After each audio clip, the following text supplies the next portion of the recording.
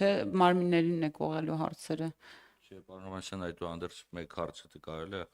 պարոն Հովհաննիսյան, տեսեք, սովորաբար, հա, պետաիրավական այս բլոկի մարմինների մոտ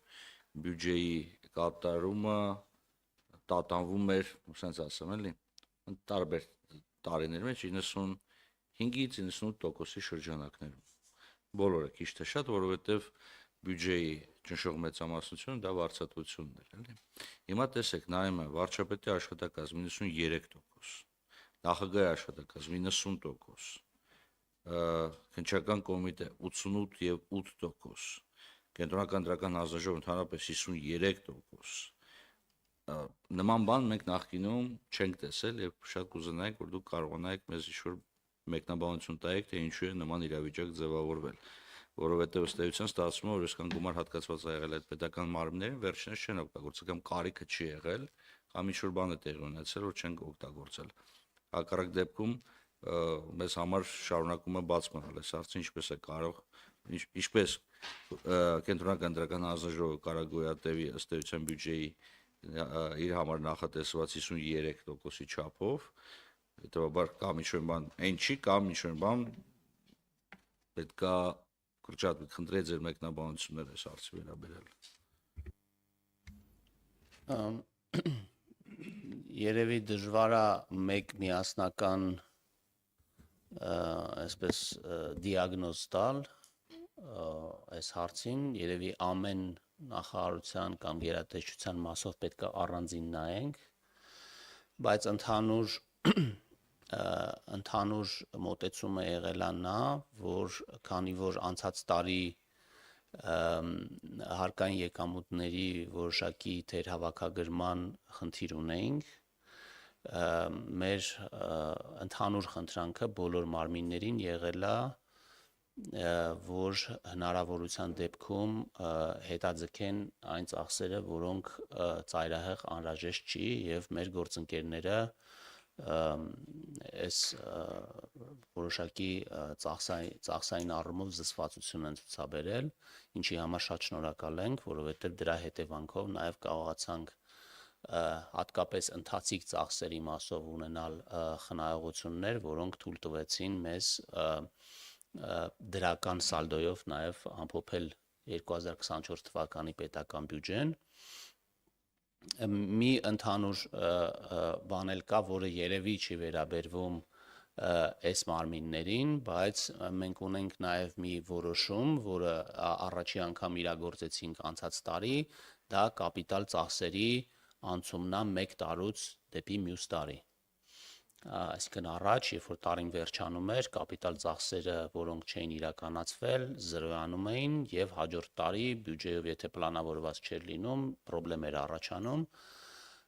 Եվ հիմա մենք հնարավորություն ենք տալիս մարմիններին չծախսված կապիտալ ծախսերը ծախսել նաեւ հաջորդ տարի, եւ սա որոշակի, այսինքն եթե մենք ունենք տենդենց տարվա վերջում վերաբաշխում անելու եւ չծախսված գումարները պահոստաֆոնդ վերադարձնելու,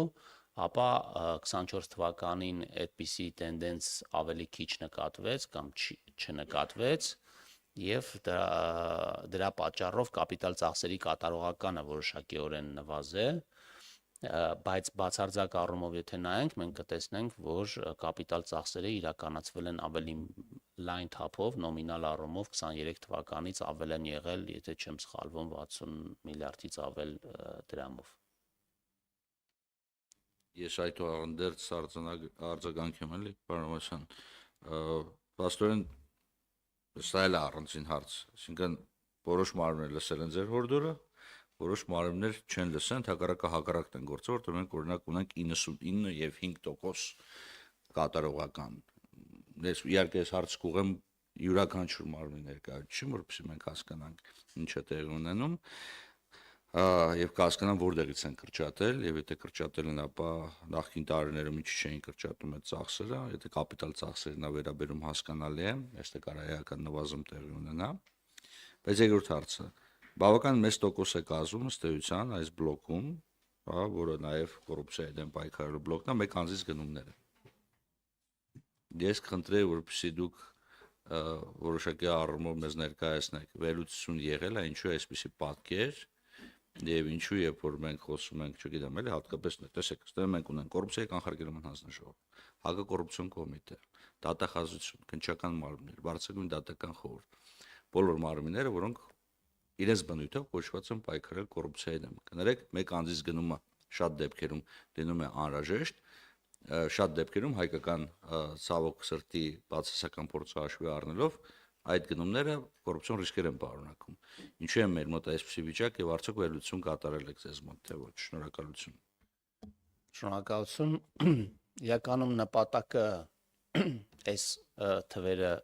հիմա ներկայացնելու հենց ձեր հարցն է, որովհետեւ մենք այս հարցի վերաբերյալ ուշադրություն ունենանք, բայց ես պետքա ուրախացնեմ բոլորին, որ իրականում մեկ անձից գնումների ծավալը էականորեն նվազում է տարեց տարի եւ այստեղ մենք պետքա նայենք բացարձակ թվերին եւ պետքա նայենք թե ինչպիսի գնումներ են իրականացվում, որովհետեւ եթե սովորաբար օրինակ 1 միլիոնից պակաս գնումները իրականացվում են մեկ անձից գնման ձևով, որովհետեւ անիմաստ է օրինակ,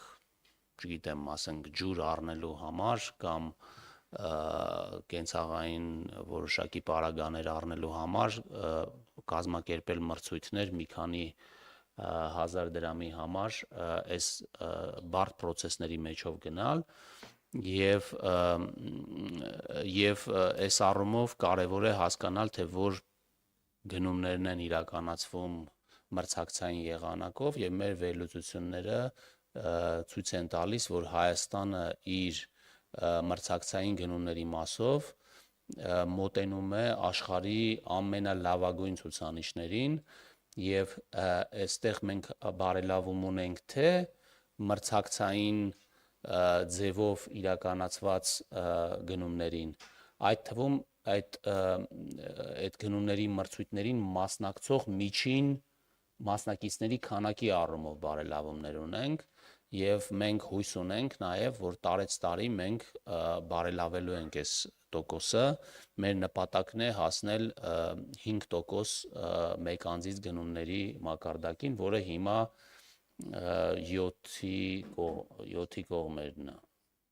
Մեր բլոկում ինչքան է կազմում, այս բլոկում էլի կարող վերլուծություն ունենալ։ Առանձին այս բլոկում չեն կարել, բայց էլի ապարատային ծախսերը կազմում են այս գնումների շատ փոքր մասը եւ ուղղակի իհարկե բոլորս պետք է ուշադրություն դարձնենք մրցակցային գնումների վրա, բայց այստեղ պակաս կարևոր չէ եւ ես որոշ դեպքերում կասեի նաեւ շատ կարևոր է ժամանակին եւ արդյունավետ գնումներ իրականացնելու հնարավորությունը, որը երբեմն նաեւ անհրաժեշտ է իրականացնել մեկ անձից գնումների ձևով։ Այսինքն դա մեզ չպետքա վախեցնի, բայց մեր ուշադրության կենտրոնում պետքա լինի այս հարցը։ Եթե թույլ տաք, ես էլ թեման շարունակեմ, մասնավորապես մեկ անձից գնումների մասով, ես գիտեմ, որ այս պահին ցուցանիշները բավականին բարելավել են մեր մեկ անձից գնումների եւ դա եղել է մասնավորապես այն պարագայում, երբ որպես կոլեգիալ մարմին որոշում այլևս չի ընդունվում, դա ընդունվում է հենց ղեկավարի կողմից, հետեւաբար այսինքն ոչ թե կառավարության որոշումով է լինում եւ կառավարության որոշմանն են ներկայացնում